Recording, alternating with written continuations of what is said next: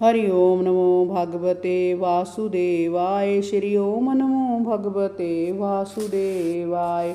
राजाओं की सेना एकत्र करके लाएगा हमारा अवतार लेने का प्रयोजन पृथ्वी का भार हल्का करना है। आप वीर श्रोमणी हैं, इस बात का ध्यान रखिएगा। बलराम जी ने सहमति में सिर हिलाया और दोनों भाई सैनिकों की और एक छोटी टुकड़ी लेकर युद्ध के लिए मथुरापुरी से बाहर निकल आए। बाहर आकर श्री कृष्ण ने अपना पंचजन्य शंख बजाया तो शत्रुओं के हृदय दहल गए। मगधराज जरासंध ने अपना रथ आगे बढ़ाया और श्री कृष्ण को संबोधित करते हुए कहा, नराधम कृष्ण, तू अपनी अभी निरा बच्चा है। तेरे साथ लड़ने में मेरा अपमान है। तू अपने मामा का हत्यारा है, इसलिए मैं तेरे साथ नहीं लड़ सकता। जा, भाग जा। जहाँ से जय बलराम यदि इच्छा रखता हो तो मुझसे लड़ सकता है।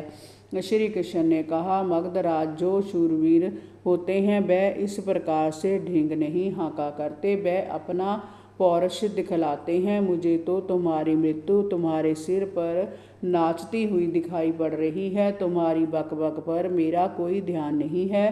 परीक्षित, उसके बाद दोनों सेनाओं के मध्य युद्ध छिड़ गया। मगध की विशाल सेना ने श्री कृष्ण और बलराम जी के रथों को घेर लिया, परंतु श्री कृष्ण के सारंग धनुष की टंकार और उससे छूटे अनगिनत बाणों ने मगध सेना का संहार करना शुरू कर दिया। उधर बलराम जी के तेजस्वी हल और मूसल ने शत्रुओं के झुंड साफ कर डाले।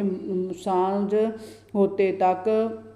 होने तक दोनों भाइयों ने जरासंध की सारी सेना मार डाली। बची कुची सेना के साथ स्वयं जरासंध भाग खड़ा हुआ। भगवान की सेना का बाल भी बांका ना हुआ। वे विजयी होकर लौटे। नगरवासियों ने उन पर पुष्पों की वर्षा की और उनका जय जयकार किया, परंतु जरासंध वापस जाकर चुप नहीं बैठा।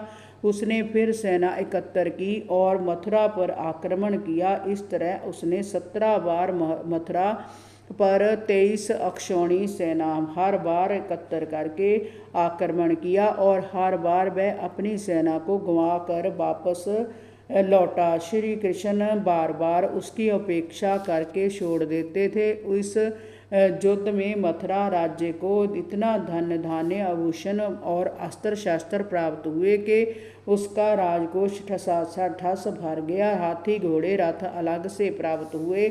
जिस समय 18वां युद्ध प्रारंभ होने की सूचना आ रही थी, उसी समय श्री कृष्ण को सूचना मिली कि कालयमन नाम का एक मलेच्छ, जिसके समान वीर संसार में कोई दूसरा नहीं था, 3 करोड़ मलेच्छों की सेना लेकर मथुरा की ओर बढ़ा आ रहा है। हरि ओम नमो भगवते वासुदेवाय। श्री ओम नमो भगवते वासुदेवाय।